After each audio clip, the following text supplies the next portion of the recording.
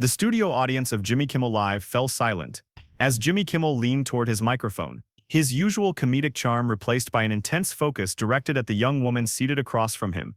Karoline Leavitt, the 27-year-old White House press secretary, sat composed in her navy blue suit, hands folded calmly on the desk despite the tension filling the set. "Miss Leavitt," Kimmel began, his voice carrying the sharp wit of a seasoned late-night host. "You've made numerous claims about the administration's border policy that simply don't align with the data. I have to wonder if you're deliberately misleading the American people or if you're just repeating what you've been told to say." The pointed accusation hung in the air. The audience shifted uncomfortably as cameras zoomed in on Leavitt's face. This live broadcast, airing nationwide on ABC on May 10, 2025, had millions watching to see how the young press secretary would respond to one of television's most popular hosts. What happened next stunned everyone in the studio and watching at home. Without breaking eye contact with Kimmel, Leavitt reached into her portfolio and pulled out a document that no one expected her to possess. Within seconds, Kimmel's expression transformed from confident interrogator to visible discomfort, as Leavitt prepared to make a move that would completely upend the show and leave one of America's most beloved hosts momentarily speechless. Before diving into this remarkable confrontation that has everyone talking, make sure to like this video and subscribe to our channel for more exclusive political showdowns that are reshaping America's political landscape. It was a tense time in America, with the nation more divided than ever in 2025. Immigration and border security were at the heart of heated debates, dominating news cycles and shaping political battles. President Donald Trump, back in the White House after a historic second term, had made border security the centerpiece of his agenda. He boasted of new policies that he claimed had slashed illegal crossings by 57% and reduced crime in border communities. Critics, including much of the media and Democratic leadership, accused the administration of inflating these successes, manipulating data to justify controversial measures like increased deportations and a multi-billion-dollar expansion of the border wall. The numbers were contentious. Trump's team pointed to dramatic reductions, while opponents armed with Department of Homeland Security (DHS) reports claimed only a modest 12% drop in apprehensions. Jimmy Kimmel Live, broadcast from the heart of Hollywood, was more than just a late-night show. It was a cultural touchstone. Jimmy Kimmel, at 57, was at the zenith of his career. With multiple Emmys, a loyal audience, and a knack for blending humor with biting political commentary, he had evolved from a radio DJ and comedy show co-host to a voice of moral authority for many liberals. His monologues often took aim at the Trump administration, earning him both adoration and ire. Kimmel's ability to mix sharp wit with policy critiques made him a formidable figure, especially when he turned his attention to the administration's border claims. In recent weeks, Kimmel had zeroed in on Karoline Leavitt, the White House press secretary, calling her out in his monologues. This 27-year-old press secretary says border crossings are down 57%. He said in one viral clip, holding up a chart to laughter and applause. "But the numbers I've got tell a different story. Either she's lying or she's reading from a script she doesn't understand." The jab was quintessential Kimmel, cutting, humorous, and designed to stick. It also set the stage for a high-stakes showdown as Kimmel's team announced that Leavitt would appear on the show to face tough questions about the administration's claims. Karoline Leavitt was an unlikely figure in this storm. At 27, she was the youngest White House press secretary in history, hand-picked by Trump for her loyalty and media savvy. A New Hampshire native, she had graduated from St. Anselm College with a degree in political science before diving into Republican politics. She cut her teeth as an assistant press secretary during Trump's first term and later served as communications director for Congresswoman Elise Stefanik, a rising GOP star. Her rapid rise drew skepticism from critics who dismissed her as inexperienced, but her supporters saw her as a fresh, unflappable voice for a new generation of conservatives. Leavitt's daily press briefings were a gauntlet, with reporters grilling her on everything from economic policy to Trump's latest X posts. Border security was the most contentious issue, and Leavitt, as the administration's public face, bore the brunt of accusations about data manipulation. The Jimmy Kimmel Live segment was hyped as a rare chance to see a White House official face tough questions outside Washington's echo chamber. Kimmel's team framed it as a public service, promising to get to the bottom of the administration's border claims. Behind the scenes, producers spent days compiling data, consulting policy experts, and securing testimonials from DHS officials who alleged pressure to skew statistics. The segment was designed to be a takedown, with Kimmel as the inquisitor and Leavitt as the outmatched young spokesperson. A CNN commentator noted before the show, "Kimmel's team has been preparing for this, armed with data that contradicts the White House." Leavitt is walking into a carefully set trap. What no one knew was that Leavitt had been preparing for weeks, anticipating a hostile environment. Her team had combed through public records, internal communications and media correspondence, suspecting that Kimmel's gotcha moment might rely on coordinated testimony. Leavitt's strategy was clear: defend the administration's policies with airtight data, and be ready to counter any accusations with evidence of her own. As she walked onto the set, portfolio in hand, she was not just a press secretary. She was a political operative, ready for battle. The Jimmy Kimmel Live set was brightly lit with a sleek desk separating Kimmel and Leavitt. The audience, a mix of tourists, fans, and invited guests, buzzed with anticipation. Kimmel opened with his signature monologue, poking fun at Hollywood gossip before turning to politics. "Tonight we've got the White House press secretary, Karoline Leavitt," he said, pausing for effect. "She's here to explain why the administration's border numbers don't add up. Spoiler alert, I've got some numbers of my own." The crowd laughed and the stage was set. After a commercial break, Leavitt was introduced. She walked out to polite applause, her navy suit crisp and her expression calm. Kimmel wasted no time. "Miss Leavitt, let's get to it. You've claimed border apprehensions are down 57% under Trump's new policies. But I've got a DHS report right here that says it's only 12%. That's a big gap. Are you misleading the public or are you just reading what someone handed you?" The audience murmured, sensing a trap. Leavitt didn't flinch. "Mr. Kimmel, thank you for having me. The 57% figure refers to Sector B7, the first area to implement our new strategic protocols. It's a pilot program with measurable results. The 12% figure in your report is the nationwide average, before those protocols were fully rolled out." Kimmel raised an eyebrow, leaning back. "That's not what you said in your press conference. You told the American people crossings were down 57% across the board. No qualifiers." The crowd nodded, impressed by his sharpness. "With respect, Mr. Kimmel," Leavitt replied, her voice steady. "The full transcript of that press conference shows I was discussing initial results from pilot areas. I said, and I quote, 'Our early data from key sectors shows a 57% drop.' The context was clear." She paused, letting the point land. A few audience members whispered, surprised by her precision. Kimmel pressed on. "Okay, let's say you're right about the context. I've got another issue. The Stanford Border Policy Initiative says even the 12% figure is inflated. Their data shows no significant change. Are you familiar with their report?" Leavitt nodded. "I am, Mr. Kimmel. That Stanford report used preliminary data from January 2025. Our figures include February and March, which weren't available when they published. Our data shows a clear downward trend, and I'm happy to share the methodology with your team." The exchange was brisk, with Kimmel citing reports from think tanks, universities, and news outlets, each challenging the administration's claims. Leavitt countered with specific statistics referencing DHS internal audits, Border Patrol logs, and even street-level crime data from border towns like El Paso and Galles. She never raised her voice, but her responses were sharp-laced with details that suggested a command of the subject far beyond what Kimmel's team had expected. She cited a 23% drop in violent crime in Yuma, Arizona, correlating it with new surveillance technology, and explained how interdiction rates at secondary checkpoints had improved by 15% due to enhanced training. The audience, initially primed to cheer Kimmel, began to shift. Some clapped at Leavitt's answers, impressed by her poise. Social media lit up with posts on X. "This press secretary is holding her own, and Kimmel might have met his match." Producers watching from the control room exchanged nervous glances. The segment was not going as planned. One producer texted another, "She's too prepared. We need to pivot." Kimmel, sensing the need to regain control, shifted topics after a commercial break. "Let's talk about drugs. Miss Leavitt, you've claimed a 40% reduction in drug seizures at the border, calling it a win. But fewer seizures could mean more drugs are getting through undetected.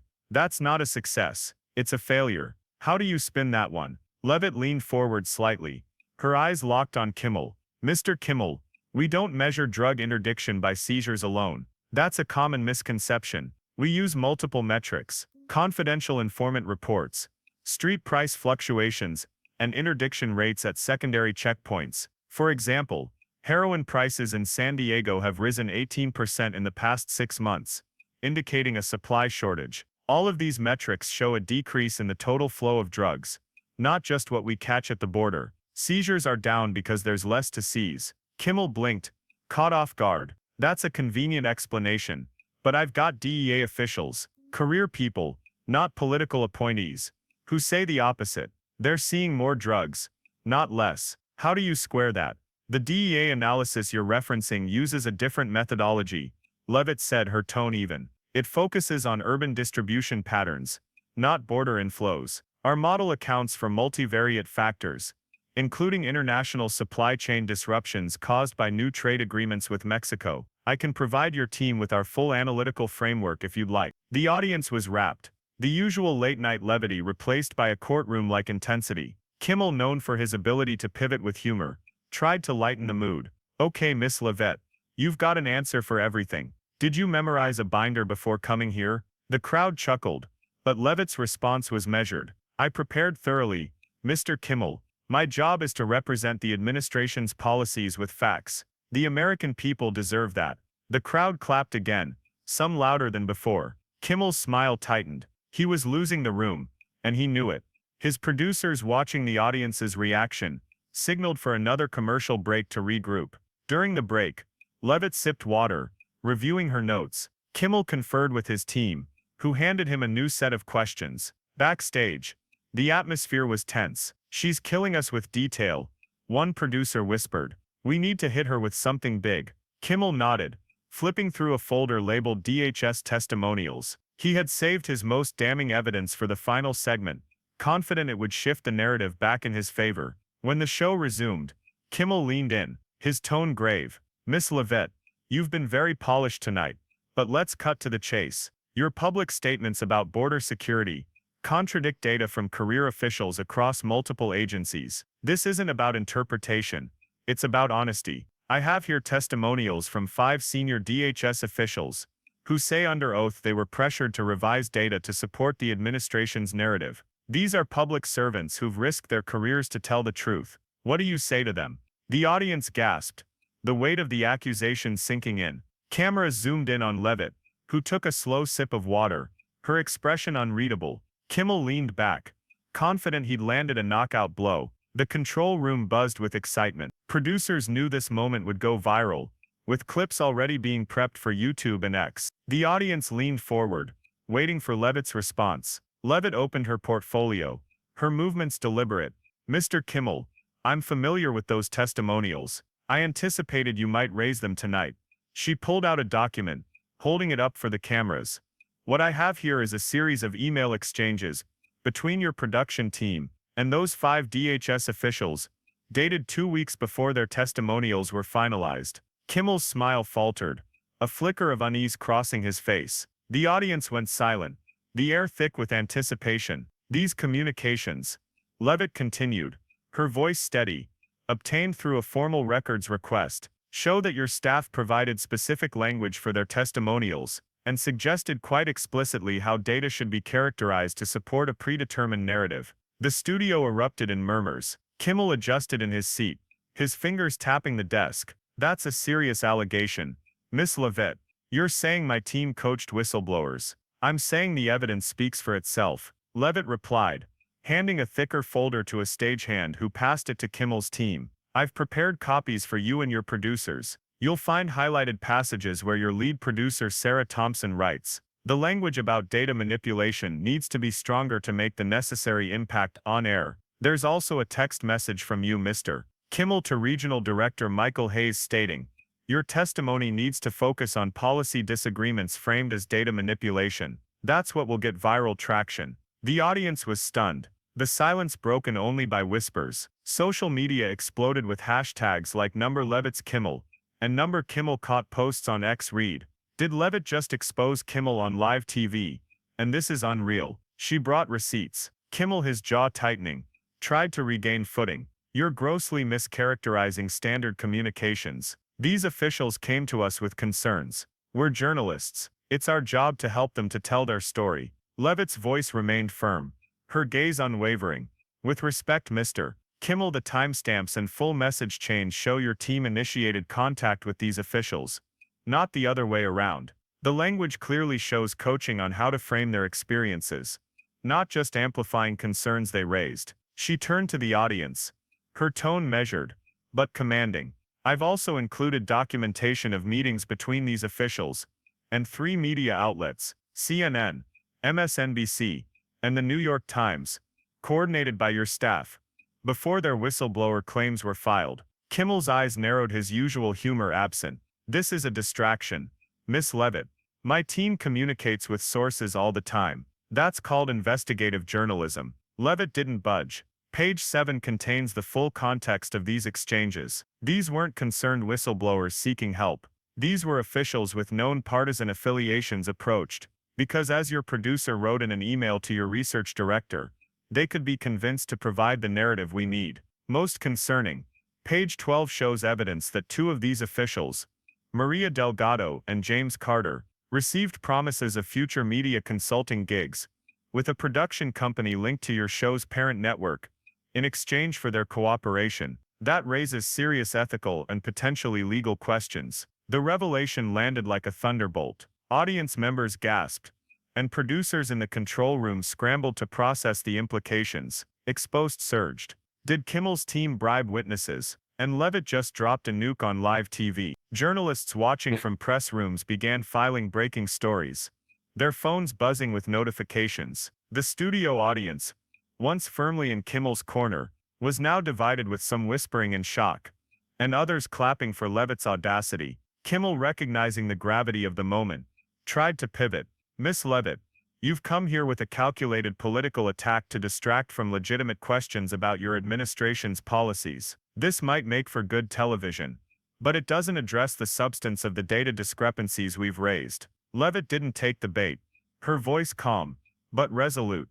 Mr. Kimmel, I've responded to every substantive policy question with specific data, from apprehension rates to crime statistics, to drug interdiction metrics. I'm simply providing relevant information about the provenance of testimonials you introduced. The American people deserve to know when supposedly independent testimony has been coordinated for entertainment purposes. The audience, now split, erupted in a mix of applause and murmurs. Some chanted Jimmy, Jimmy, while others clapped for Leavitt's tenacity, shouting, "Go Karoline." Kimmel, sensing the need to de-escalate, signaled for a commercial break. As the cameras cut away, stagehands rushed to deliver Leavitt's documents to Kimmel's team. Backstage, producers huddled, whispering urgently about damage control. "She's got emails, texts, everything," one producer said, flipping through the folder. "We didn't see this coming." During the break, Leavitt reviewed her notes, her demeanor unshaken. Kimmel, visibly rattled,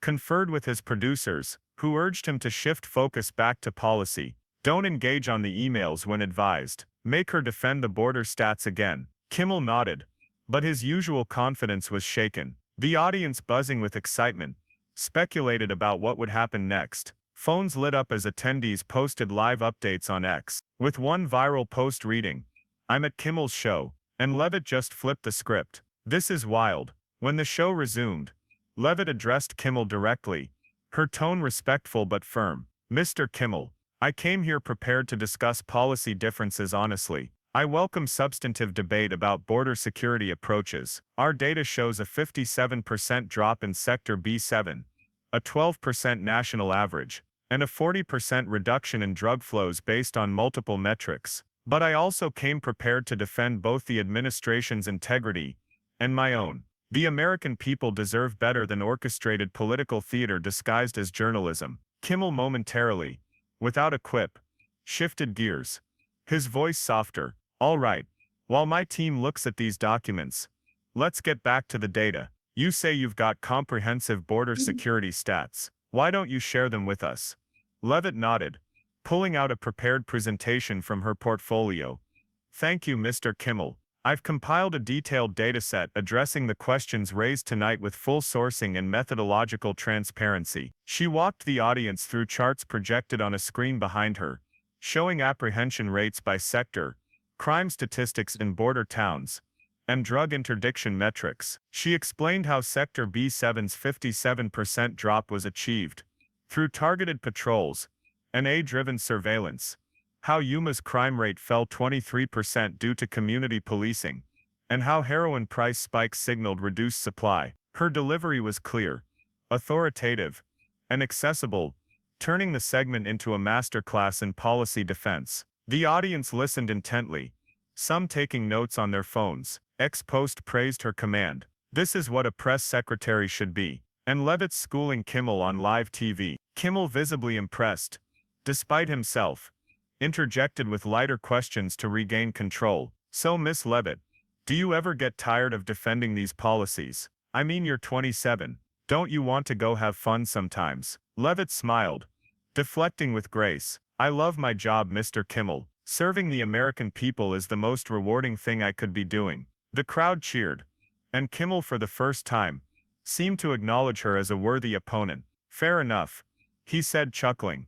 You're good at this, I'll give you that. As the show neared its end, the dynamics had shifted completely. What had been Kimmel's interrogation had become Leavitt's platform to showcase her policy expertise and strategic acumen. The audience gave her a standing ovation as Kimmel wrapped the segment, his usual humor tempered by respect. Karoline Leavitt, everybody, he said, clapping. You've given us a lot to think about. Backstage, reporters mobbed Leavitt, clamoring for comments, while Kimmel huddled with producers, poring over the documents that had changed the segment's trajectory. What had begun as an effort to challenge a young press secretary's credibility had become a potential ethics crisis for one of America's most prominent hosts, all because Leavitt had come armed with evidence no one expected. As the studio lights dimmed, the real storm was just beginning, ready to explode across media platforms and reshape the political landscape. The aftermath was a firestorm. Clips of Leavitt's document reveal went viral, amassing tens of millions of views within hours. Leavitt versus Kimmel trended worldwide on X, TikTok and YouTube, with memes, reaction videos, and hot takes flooding the internet. Conservative outlets like Fox News ran headlines like "Leavitt exposes Kimmel's alleged witness tampering," with commentators praising her preparation and poise. "This young woman walked into the lion's den and came out on top," one Fox anchor said. MSNBC countered with "Leavitt's deflection raises questions about border data, but even their analysts acknowledged the impact of her evidence," with one saying she was ready for war. CNN's chief political correspondent, visibly stunned, delivered a special report. "What we saw on May 10, 2025, was extraordinary." Jimmy Kimmel, one of late night's sharpest voices, found himself on the defensive as a 27-year-old press secretary turned the tables with evidence, suggesting coordinated testimony. This wasn't just a TV segment. It was a political earthquake. The Washington Post published an analysis titled "The Leavitt Counterpunch: How a Press Secretary Rewrote the Late-Night Playbook," praising her tactical sophistication, her preparation not just with defensive data, but with offensive evidence, represents a sea change in how administration officials approach hostile media. The article noted. The New York Times headlined, "White House Press Secretary Turns Tables in Dramatic TV Showdown," while the Wall Street Journal focused on the ethics angle. Leavitt-Kimmel exchange raises questions about media coordination. Fact-checkers, including PolitiFact and Snopes, confirmed the authenticity of Leavitt's documents, though interpretations varied. Some argued Kimmel's team had engaged in standard journalistic practices, helping sources articulate concerns. Others saw the promised media gigs as a clear ethical breach, with one ex-post reading, "If Kimmel's team offered jobs for testimony, that's not journalism, that's corruption." Kimmel's team issued a statement within hours. "Communications with concerned officials are standard practice in journalism, and were deliberately mischaracterized for political effect. We stand by our reporting and will continue to hold the administration accountable." Kimmel addressed the controversy on his next show, blending humor with defiance. "Apparently I'm the bad guy now," he quipped, holding up Leavitt's folder to laughter. "But let me be clear. We talk to sources. We verify information. And we tell the truth. If that's a scandal, I'll take it." He acknowledged the need for transparency, but stopped short of an apology, earning cheers from his audience. Behind the scenes, his producers launched an internal review, quietly auditing their source communications. The White House seized the moment, issuing press releases highlighting Leavitt's fact-based defense and exposure of media theater masquerading as journalism. President Trump posted on X, "Proud of Karoline Leavitt for standing up to Kimmel's witch hunt with facts. This is why I picked her." The post garnered millions of likes, amplifying Leavitt's victory. Conservative influencers celebrated with one viral meme, showing Leavitt holding her portfolio labeled Kimmel Kryptonite. Liberal commentators, meanwhile, expressed concern about the implications for investigative journalism, with one MSNBC analyst warning, if every source's emails can be weaponized, it'll chill whistleblowers. Leavitt's public profile soared overnight. Previously seen as a loyalist with limited experience, she was now a political force in her own right. Profiles in Vogue, The Atlantic, and Politico explored her New Hampshire roots, her St. Anselm days, and her rapid rise in GOP circles. The new face of White House combat, read one Vogue headline, noting her appeal to young conservative women. Campus Republican groups flooded her with speaking requests, and her ex-following doubled with fans, posting Cater Karoline 2028 in est. One college student tweeted, "Karoline Leavitt just showed us you don't need to be 50 to own a debate. She's my hero." Within the White House, aides reported a shift in Leavitt's stature. "She's always had the president's trust," a senior advisor told The Hill, "but now she's got everyone's respect. She took on Kimmel and won, not just with talking points but with evidence." Leavitt's press briefings saw a new dynamic, with even hostile reporters showing difference. One journalist noted, "She's not just a spokesperson anymore, she's a strategist who can turn the tables on you." The confrontation reshaped media strategies across the industry. TV producers and journalists began auditing their communications with sources wary of similar counter-evidence. One Politico consultant said, "Leavitt changed the game. Now you have to assume your emails might end up on live TV." Kimmel's team updated their protocols, emphasizing transparency in source interactions. Other late-night hosts, like Stephen Colbert and Trevor Noah, tread carefully when discussing the administration, aware that Leavitt's playbook could be used against them. One comedy writer tweeted, "Note to self, don't mess with Karoline Leavitt unless you've got your receipts in order." The incident also sparked broader debates about media ethics. Journalism professors incorporated the Leavitt-Kimmel exchange into their curricula, analyzing it as a case study in source coordination and transparency. One NYU professor told NPR,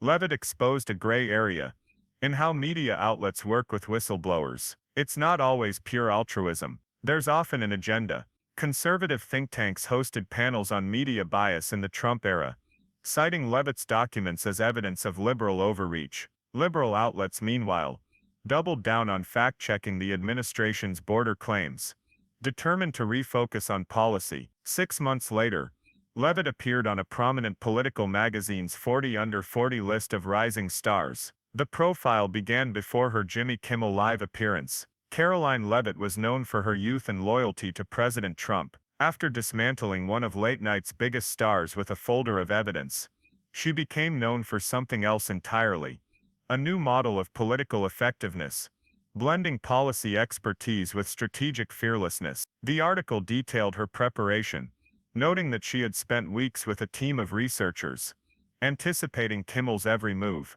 It also highlighted her appeal to younger voters, with one conservative activist saying she's the future of the GOP, smart, tough, and unafraid. The Leavitt-Kimmel exchange became a staple in campaign trainings and journalism schools, cited as a master class in preparation and counterattack. Political operatives studied her approach, with one GOP strategist saying she didn't just defend, she went on offense with precision. That's how you win. In 2025, media trainers advise clients to prepare like Leavitt, emphasizing the power of documented evidence in high-stakes confrontations. For the American public, the confrontation was a rare unscripted moment, peeling back the curtain on the interplay of media and political power. It showed that assumptions about authority, whether Kimmel's as a late-night titan or Leavitt's as a young spokesperson, could be upended by a prepared mind with documented facts. The exchange wasn't just about border statistics or media ethics.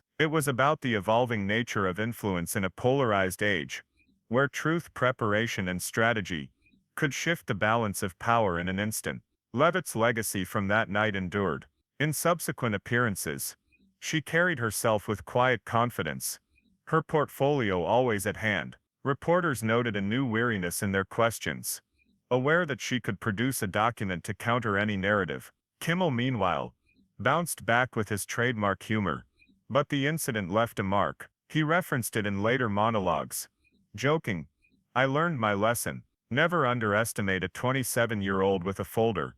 Behind the humor, his team was more cautious, double-checking sources, and avoiding broad accusations that could invite a Leavitt-style counter. The confrontation also influenced public discourse. Polls showed a slight uptick in skepticism toward late-night political commentary, with some viewers questioning the objectivity of hosts like Kimmel. At the same time, Leavitt's performance galvanized conservative audiences who saw her as a David taking on a liberal Goliath. One ex-user summed it up: "Karoline Leavitt didn't just win a debate, she showed us how to fight back with facts." As 2025 rolled into 2026, the Leavitt-Kimmel exchange remained a touchstone, a reminder that in the high-stakes arena of modern media, preparation was king. For Leavitt, it was a defining moment, transforming her from a young loyalist into a political powerhouse. For Kimmel, it was a humbling lesson in the power of an underestimated opponent. And for the American public, it was a glimpse behind the carefully curated facades of media and politics, revealing a truth as old as it was new. In the battle for credibility, the one with the better evidence wins. This powerful confrontation between Jimmy Kimmel and Press Secretary Leavitt reminds us that in media, assumptions can be dangerous. It shows that thorough preparation and strategic thinking can overcome even the most formidable opponents, and sometimes the most effective defense is a well-documented offense. If you found this political showdown fascinating, don't forget to like this video and subscribe to our channel. We'll bring more exclusive analysis of the confrontations shaping America's future.